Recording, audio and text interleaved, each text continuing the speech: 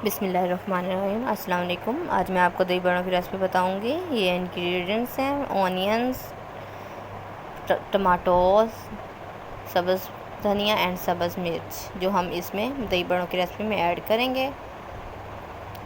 Potatoes and दही बड़े की फुलियाँ और दही में हम ये इंग्रेडिएंट सारे ऐड कर देंगे। देन ऐड करने के बाद हम इसे चम्मच की मदद से मिक्स करेंगे। ये देखिए मिक्स कर रहे हैं।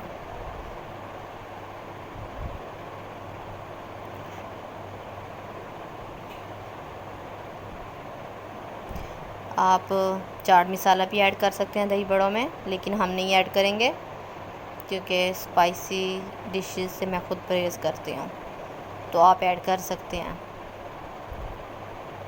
जीरा ये ऐड करना है और रेड मिर्च ये ऐड करनी है, नमक साल्ट वो ऐड करना है। देन मिक्स करना है ऑल। ये देखें हमारे दही बड़े की रेसिपी है वो तैयार है। तो कितने टेस्टी एंड मज़े के लग रहे हैं। रेसिपी अच्छी लगे तो सब्सक्राइब लाजमी कीजिएगा एंड ट्राई भी कीजिएगा और लाइक कमेंट लाजमी कीजिएगा